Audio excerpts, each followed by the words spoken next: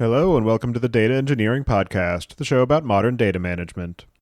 Have you ever woken up to a crisis because a number on a dashboard is broken and no one knows why, or sent out frustrating Slack messages trying to find the right dataset, or tried to understand what a column name means? Our friends at Atlan started out as a data team themselves and faced all this collaboration chaos. They started building Atlan as an internal tool for themselves. Atlan is a collaborative workspace for data-driven teams like GitHub for engineering or Figma for design teams. By acting as a virtual hub for data assets ranging from tables and dashboards to SQL snippets and code, Atlan enables teams to create a single source of truth for all of their data assets, and collaborate across the modern data stack through deep integrations with tools like Snowflake, Slack, Looker, and more. Go to dataengineeringpodcast.com/Atlan today, that's ATLAN, and sign up for a free trial. If you're a Data Engineering Podcast listener, you get credits worth $3,000 on an annual subscription. When you're ready to build your next pipeline and want to test out the projects you hear about on the show, you'll need somewhere to deploy it, so check out our friends over at Linode. With their managed Kubernetes platform, it's now even easier to deploy and scale your workflows, or try out the latest Helm charts from tools like Pulsar, Pachyderm, and Dagster. With simple pricing, fast networking, object storage, and worldwide data centers, you've got everything you need to run a bulletproof data platform. Go to dataengineeringpodcast.com/Linode today, that's LINODE, and get a $100 credit to try out a Kubernetes cluster of your own. And don't forget to thank them for their continued support of this show. Your host is Tobias Macey, and today I'm interviewing Burak Kabakcı about Metriql, a headless BI and metrics layer for your data stack. So Burak, can you start by introducing yourself? Hey, it's Burak. I founded Rakam 5 years ago. I'm a data engineer turned into an entrepreneur. Right now, we have a team at Rakam, and we have this Metriql as a new product under the company. And do you remember how you first got involved in data management? When I was studying, I was trying to build up some projects for people. They were mostly B2C projects, e-commerce or music streaming websites. After a few failures, I realized that I actually like these technical challenges more rather than building these B2C products. At that time, big data was the hype, and I decided to apply for the internships. There was specifically one company called Headless. They are in-memory database, basically, they are building an in-memory database. I learned open source stuff, the enterprise software, distributed systems, concurrency, working at Headless long term, 1 year or so. So I got into this space. And so now it brings us to what you're building with Metriql, and I'm wondering if you can just discuss a bit about what it is and some of the story behind how it came to be and sort of the goals of the project. Metriql is headless BI. Some people call it also metric store. This is relatively new. It is like a business intelligence solution, but it doesn't come with a user interface. It sits in between the data tools and the data warehouse as a middleware layer. And your data tools connect to Metriql, and then we just rewrite the query and run the query directly in your data warehouse. The goal is that usually talk in terms of the database tables and columns. But the business people, the people who analyze the data, usually talk in terms of the metrics. So Metriql lets you model your data in your database, define your metrics, and expose these metrics to the data tools that they are using, so that you don't need to define them in every tool again and again. And the story is that Rakam is actually a product analytics solution. Right now, we have this verticalized analytics tool, like a UI, which lets you analyze the data, product data, customer data in your data warehouse. So the way it works is that you connect to your data warehouse, you model your data, you can mark a table as events table, and you can tell the system that this is my user ID, this is my event timestamp, this is an event type called page view, and then we expose all these views, the data to product people, and the product people run behavioral analytics queries like funnel, retention, segmentation directly on top of their data warehouse. So this is what Rakam is all about, but building that product wasn't that easy. We had to build this data modeling language to be able to understand the data in a better way. And at some point we realized that actually this metric store, like what we are building, is essential not only for this use case, product analytics use case, but also for the other data tools, the BI tools. So we decided to separate Metriql from Rakam. This is actually the underlying architecture of Rakam, but we used a different name, Metriql, and we started like building tight integrations with the BI tools. And like it's been around 5 months, I guess. It is relatively new, but we are still progressing and learning about the use cases. And so in terms of the sort of headless BI system, you mentioned that it is roughly equivalent to the idea of the metric store, which is something that's been gaining some popularity in the past few months to a year or so. And I'm wondering if you can just talk through some of the similarities and distinctions about the idea of a headless BI and how it relates to a metric store, and sort of your thoughts on which terms to use where and sort of where that focus might end up. There is no actual strict boundaries. The headless BI like usually means that there is no UI. It's a BI solution. You still like model the data. You still define your metrics, but you are like exposing them through an API or through like an integration with the BI tools. Usually, the way it works is that most of these advanced BI tools provide a way for you to define your metrics inside this application. So if you are using Tableau, this like Tableau expressions. If you are using Power BI, they have something called MDX. And if you are using Superset, you define your metrics as SQL. If you are using Metabase, they have their own expression language. So each tool has its own metric definition, but this is not a standardized problem. So we also like have seen these configuration as code type recently. So there is this DBT Airflow like projects where you define your data as code, data models as code. So they transform the data, they test the data. But when it comes to the metrics, you still need to interact with the BI tools one by one. So there is this missing layer in between the transformation or data modeling tools and tools like BI tools. So Metriql tries to be fitting in that area. So I think Headless BI is a better term rather than a metric store, because when I think about metric store, I actually think it as an end-to-end product, end-to-end solution from the data collection to data analysis. This is like what other products is all about, Minerva or Transform data. So that's why we usually use this Headless BI term.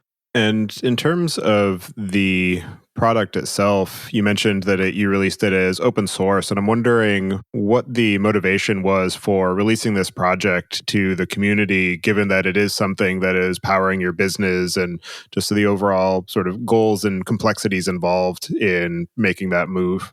Actually, when we started Rakam 5 years ago, we had this product called Rakam API. It is still open source, so it started as an open source solution from the first day. And I learned some open source stuff while I was working at Hazelcast.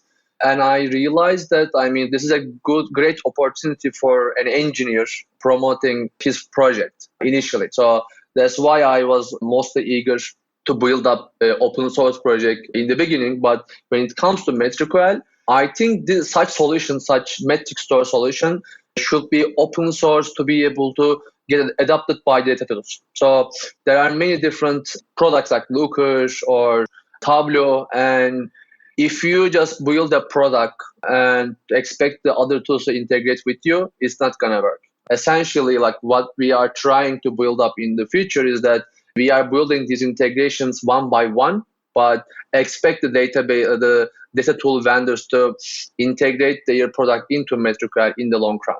We got our first contribution last week, and I think it will be open source. No other data tool vendor will try to integrate it with Metriql. So in order to get adoption, we should be open source. That's what we are thinking of. And as far as the sort of ongoing management and governance and sustainability of the project, I'm wondering what the approach has been there. This is a relatively new project. We are not sure, 100% sure where this is going to go, but we are doing lots of customer development, trying to understand the use cases and trying to build up some success stories. But in general, I think The future is the integrations. So we are not going to be trying to build up different features inside Metriql for data testing or for analyzing data for BI or try to build up like something end to end. Rather than doing that, we should be integrating to other tools. And if you want to have an end to end tool, it should be easy enough for you to just put Metriql and put a metadata catalog tool that talks to Metriql and use a data warehouse that integrates with Metriql, and then you will be able to use the system in a modular way where you just have the option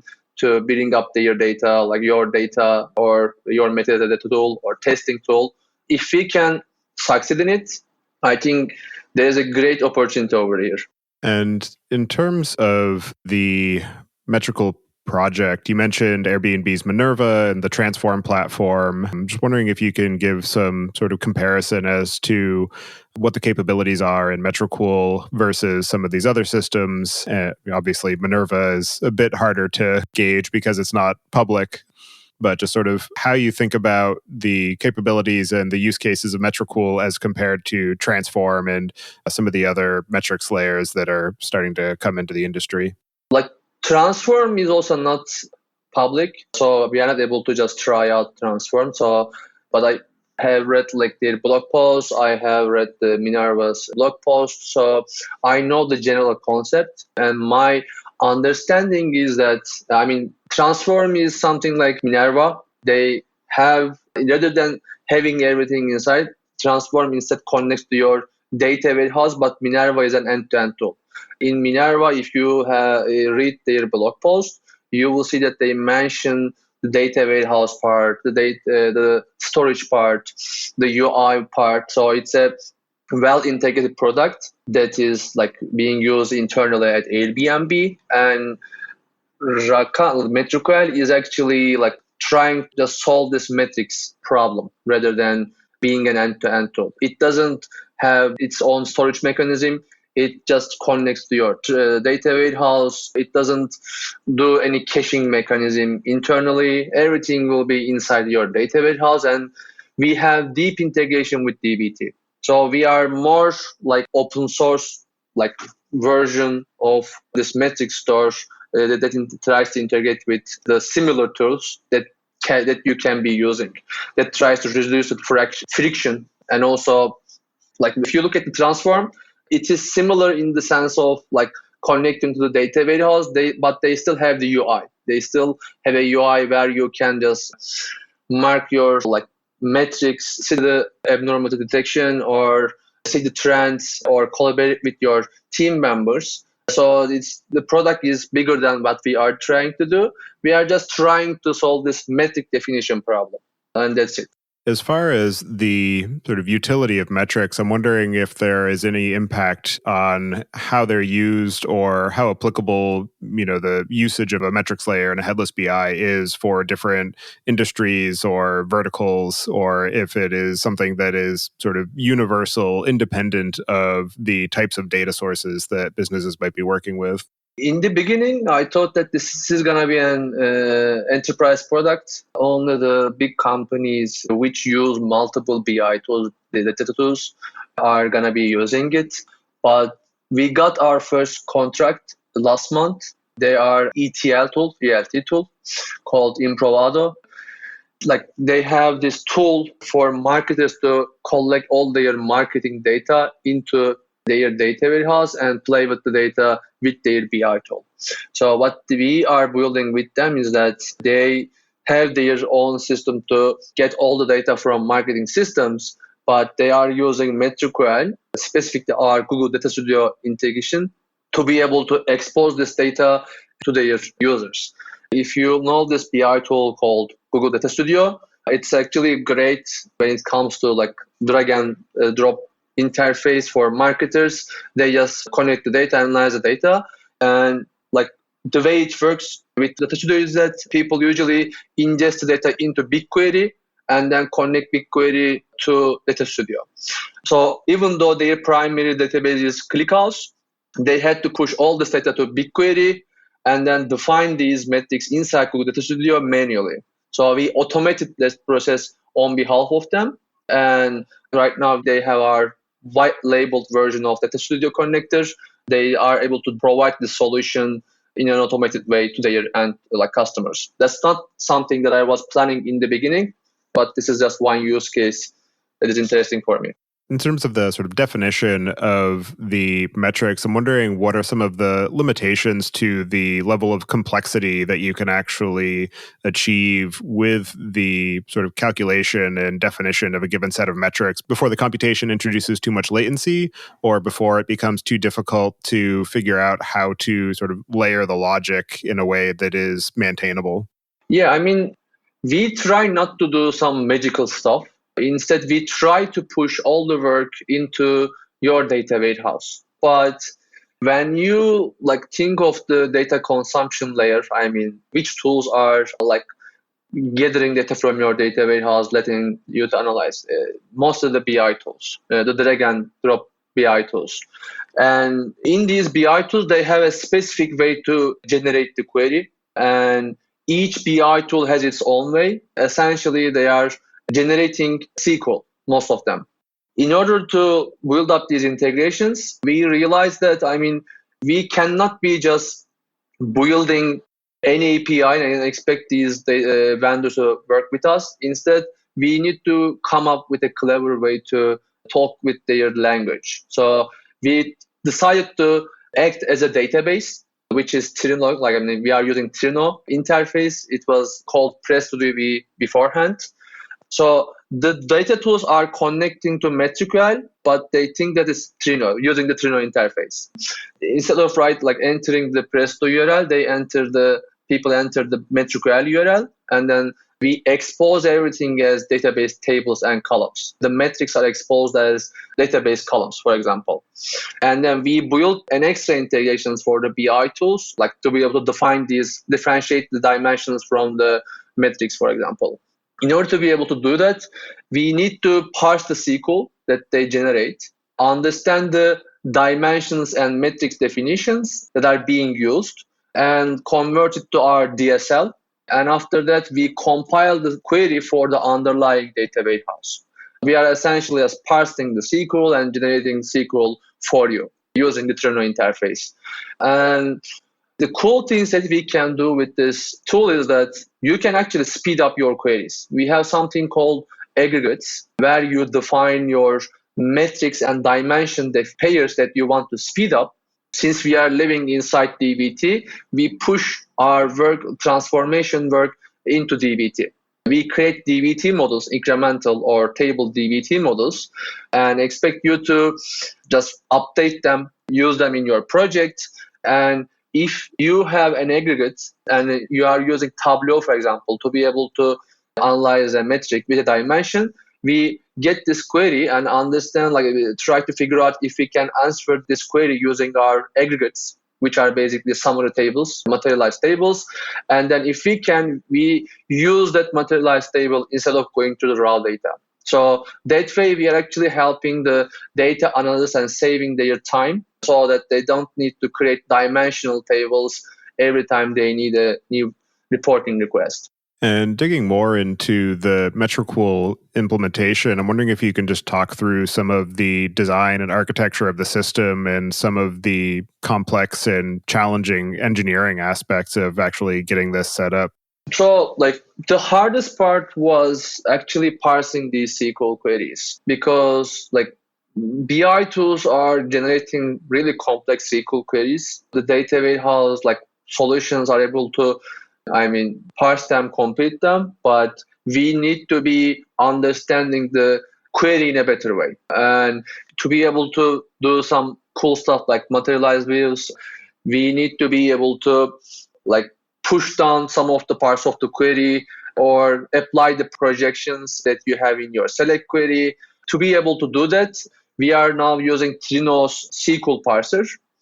Luckily, I had the privilege to use PrestoDB a couple of years ago for Rakam initially. So I knew about the engine, how it works, and the SQL dialect. So we hacked Trino basically, that's what I call it, boost its engine to be able to do that. We are not using Trino to be able to process and compute data. Instead, use it as a proxy layer. So we try to minimize the work as much as possible. That's why we don't have this transformation engine, push all the work into dbt rather than having our own scheduler or transformation layer. And the hardest part for us to be able to do this solution is to find a way for us to talk this SQL language in the metric terms. So partially, we are able to push some of the data modeling in the YAML files. For example, if you have a join relationship in between two different data sets, you define them in the data model. But our SQL layer, we call it MQL, are exposed to BI tools. And this MQL is actually not able to do joins, for example. We pushed all these joins, all the sophisticated tools to the YAML and try to keep the SQL as simple as possible. That's how we are able to solve this problem when it comes to advanced use cases. We don't need to define these join relationships inside Tableau, inside the BI tool. Because if we support the joins in the SQL, we will be having some complex queries, and then parsing them would be harder. Two different problems. Modern data teams are dealing with a lot of complexity in their data pipelines and analytical code. Monitoring data quality, tracing incidents, and testing changes can be daunting and often takes hours to days or even weeks. By the time errors have made their way into production, it's often too late and the damage is done. Datafold's proactive approach to data quality helps data teams gain visibility and confidence in the quality of their analytical data through data profiling, column-level lineage, and intelligent anomaly detection. Datafold also helps automate regression testing of ETL code with its data diff feature that instantly shows how a change in ETL or BI code affects the produced data, both on a statistical level and down to individual rows and values. Datafold integrates with all major data warehouses, as well as frameworks such as Airflow and dbt, and seamlessly plugs into CI workflows. Visit dataengineeringpodcast.com/Datafold today to book a demo with Datafold. So when you first started working on the project, I'm wondering what were some of the ideas about how it would be used or how you would approach the actual implementation, or some of the assumptions that you had about that have been either proven incorrect or had to be changed as you iterated on it and started using it internally and sharing it with end users. Actually, I've heard this Headless BI term from investors like base case that we see. Later, they became the investors of Supergrain, which is also a metric store, but they don't have public solution at the moment. And then I have read this famous article from Ben, founder of Mod, about this missing layer in the data space. So thinking about that problem, I started thinking if we can, the most powerful feature of Rakam is actually this metric layer. So how I can use Rakam's engine to solve this problem. And then I started to try out different BI tools like Tableau, Metabase, try to understand how they work, if we can just build native integrations for each BI tool or not. And it turned out that they all have different plugin mechanisms, and it's not going to be easy for us to write closure for Metabase and build up native drivers for each BI tool. I run into this specific project called dbt Metabase. It is an open source project on GitHub, and it talks to dbt. You define the YAML inside your dbt YAML files, and then they synchronize them, or you write the column definitions, etc., and they talk to Metabase API and update these definitions. So it was interesting. I got in touch with the maintainers. We had a few chats together, and looking at the tools, I decided to act like this database Trino, and I had a few tries to build up native integration with Tableau and other BI tools. It didn't work. After a few iterations, we came up with this Trino approach. But I didn't know about the use cases. What I see in the industry is that there are different like semantic layers, unified semantic layers like Scale, Arcadia, that are actually trying to do something similar without the metrics. They speed up your BI queries. And Power BI has also this NDX, which is also metrics layer. Looking into each BI tool and history of this industry, it looked like most of them actually are trying to solve similar problems, but they call it different. If you look at the unified semantic layer, Scale's product is similar to what we are actually doing. But the difference here is that we are only focusing on this metrics layer, and then we are trying to build up integrations with the most of the tools, rather than trying to be an enterprise tool that only integrate a couple of products in a well manner. And so talking through the actual usage of Metriql, I'm wondering if you can describe the workflow and syntax of actually building a set of metrics and then exposing that to a business intelligence system or a command line client that wants to be able to interact with these metrics and use them for their own analytics workflow. So building a developer experience product is not that easy because the developer experience should be frictionless. So we thought about building our own way for people to connect to the data warehouses, and then quickly realized that actually dbt has most of the stuff. They have these profiles where you just write the database credentials in the YAML files, and they connect to your data warehouse and transform your data. So rather than building our own one, we decided to use dbt's experience. So you initially create a dbt project and you write your dbt models. If you don't want to transform the data, you can just create a YAML file and then define a data model that points to a table inside your database. Once you create a dbt project and your first YAML file, they have something called meta. Under the Metriql property, you define your metrics. If you have any events table, you can just create a YAML file and then create measures something like total users, total events, and run dbt. When you run dbt, it creates a file called manifest.json, which is a metadata file. And we have command line application, which takes this manifest.json file as an argument. So once you model your data and define your metrics, you use our basically API server to start HTTP server reading your manifest file. We talk to dbt's profiles.yaml file, so you don't need to define the credentials explicitly for Metriql. Instead, we just read the dbt's credentials. And talking to the metadata API of dbt, we expose everything as these database tables to your BI tools. But if you are for each BI tool, we have different integrations. If you are using Tableau and use Metriql with it, you use their Presto interface. You connect to Metriql using Presto connection, and then we have a simple dashboard where you just click the tool that you want to use. For Tableau, for example, they have something called TDS files, Tableau data source files. You just select the dataset that you want to analyze in Tableau, and then we create a TDC file.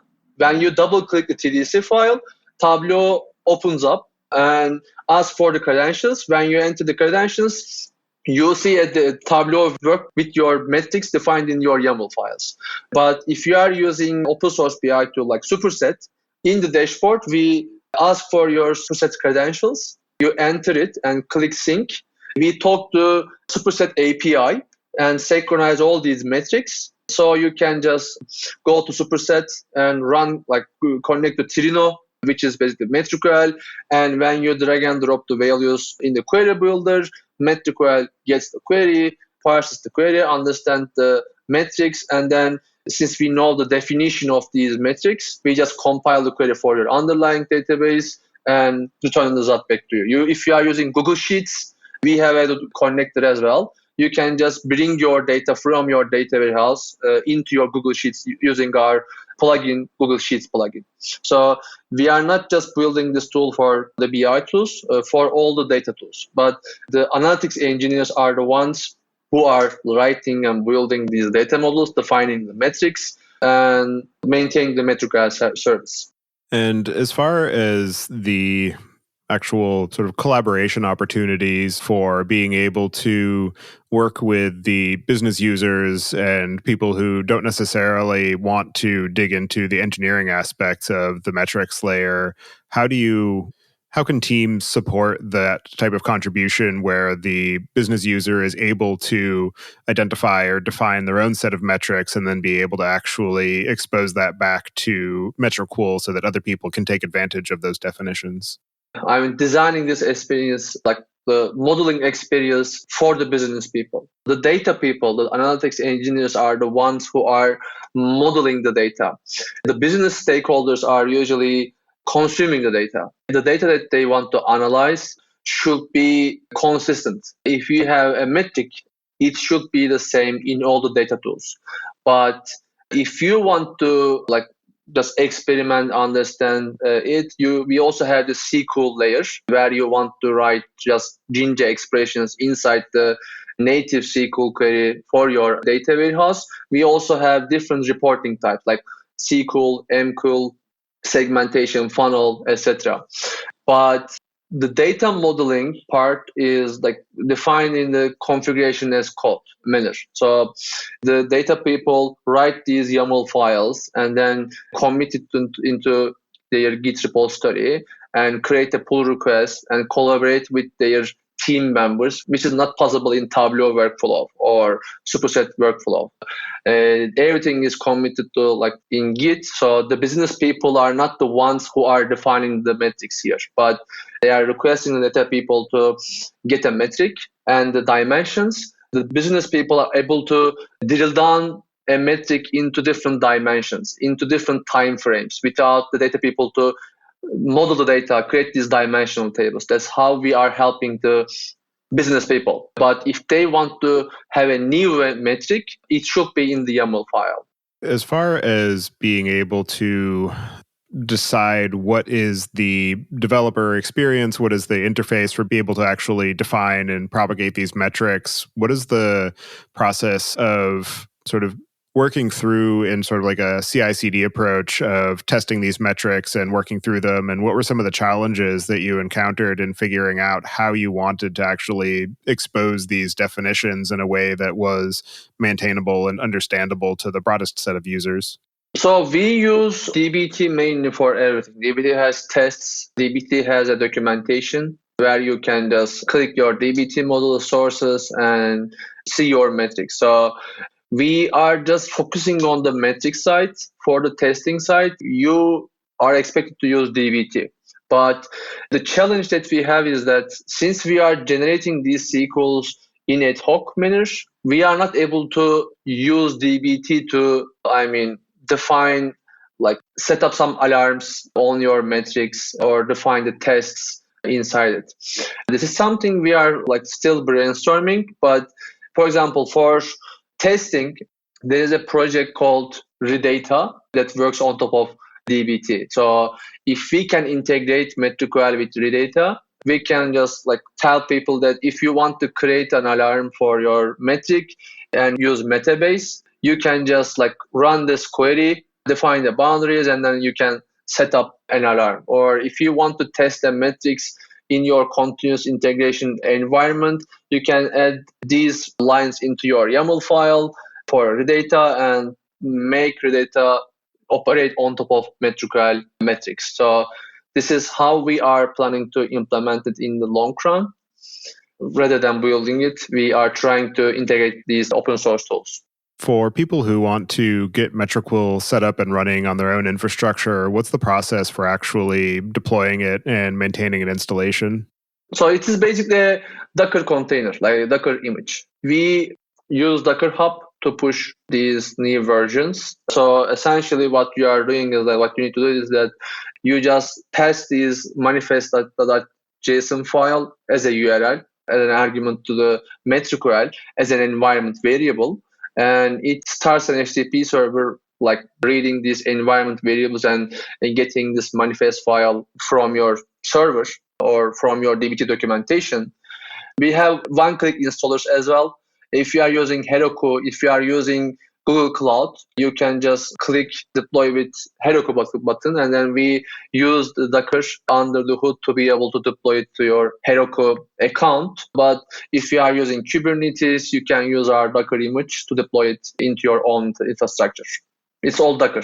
In terms of the current state of the ecosystem, I'm wondering what are some of the potential improvements to how the metric layer can be leveraged? What are some of the missing elements that you think will be filled in over the coming years to be able to take full advantage of this metrics layer? And what are some of the sort of untapped opportunities for this aspect of the sort of data production and data usage?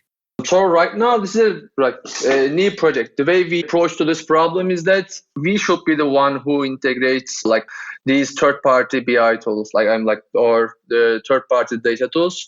So for now, we are focusing more on the integrations. One thing that is interesting for me is that we are this metadata space. There are different metadata tools like Amundsen, Atlas, and in the short term, we should be able to integrate them seamlessly. There is one specific project called Open Metadata. I'm still trying to understand how we can integrate it, how we can leverage these metadata layers and try to make it useful and have the metadata layers in place. But the challenge is that most of the tools are talking in terms of the database tables or database columns, but we are talking in terms of the metrics. We have this bridge with MQL, but in the long run, I expect the tools to be talking in terms of metrics more often, like the reverse ETL tools or spreadsheets or the notebooks, etc. This is something we will probably see in 5-10 years more. People will be talking more about the metrics. And so in terms of the applications of Metriql, either in the work that you're doing at Rakam or in the community as people have started to adopt the tool, what are some of the most interesting or innovative or unexpected ways that you've seen it used? So for now, it will be probably the same since we have the contract.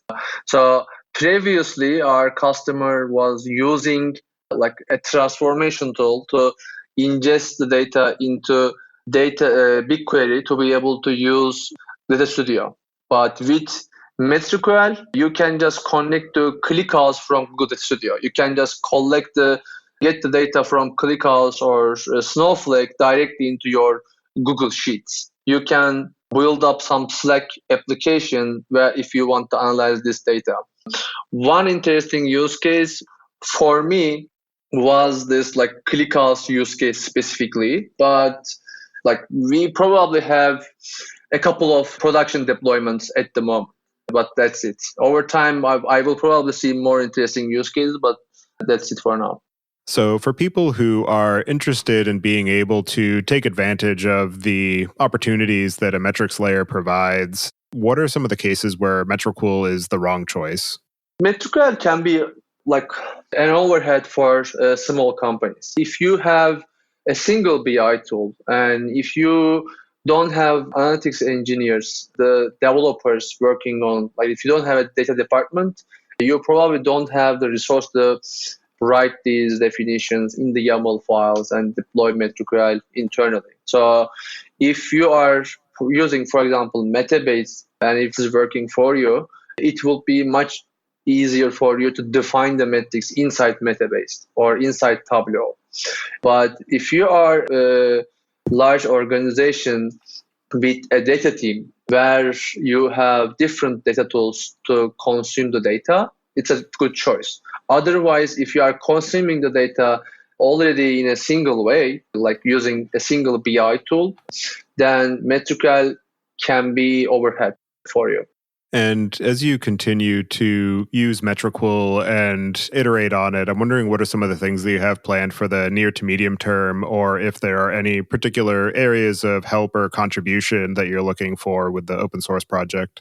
So for now, we are trying to build up tutorials, write better documentation, come up with some success layers. But essentially, I tried, if you are familiar with Looker, I tend to think Metriql as LookML for all the BI tools, LookML for Superset or Metabase. And I expect Metriql to fill this gap of metric definition and complete this picture of configuration as code, data configuration as code, and then try to build up a consistent way, provide a consistent way, view on top of the data. All right. Well, for anybody who wants to get in touch with you and follow along with the work that you're doing, I'll have you add your preferred contact information to the show notes. And as a final question, I would just like to get your perspective on what you see as being the biggest gap in the tooling or technology that's available for data management today. I think that this configuration as code will be the new hype. People will be defining their data as code. We see this in DevOps. Right now, people are writing YAML files and managing their infrastructure as code, and the software engineers are invading the data space at the moment. So right now, there is this new role called analytics engineering, analytics engineers. I think that the experience will be more focused on the developer side, which was on the BI side in the past. So the data world is unbundling right now. We see with different tools like Metriql or metadata. Previously, it was just BI and Tableau was handling everything internally in a single product. Right now, we are unbundling everything. We have the data warehouse, we have the ELT tools to load the data into our data warehouse. And even in the data warehouse, we see that there are different technologies emerging Iceberg, people like Apache Iceberg, because people want to separate their compute from the storage. Right now, in the storage, we have this standardized table formats like Iceberg, so that people can pick their data table layout and use it. In our world, we see this metrics there, and I expect to see more metadata related things for business people to interact with the data and understand the data and test it, and also document it to be able to access it. All right. Well, thank you very much for taking the time today to join me and share the work that you're doing at Recom and on Metriql. It's definitely a very interesting project, and I'm excited to see an open source offering for this Headless BI and metrics layer. So definitely appreciate all the time that you and your team and the community have put into it, and I look forward to seeing where it goes in the future, and I hope you enjoy the rest of your day. Thanks a lot. We are hiring, by the way. You can get in touch with me from my email, emre@rakam.io. We are especially hiring people who is going to be working on the engine itself, also building some tutorials.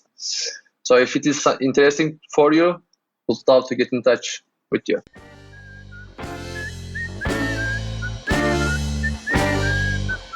Listening. Don't forget to check out our other show, podcast.init, at pythonpodcast.com to learn about the Python language, its community, and the innovative ways it is being used. And visit the site at dataengineeringpodcast.com to subscribe to the show, sign up for the mailing list, and read the show notes. If you've learned something or tried out a project from the show, then tell us about it. Email hosts at dataengineeringpodcast.com with your story.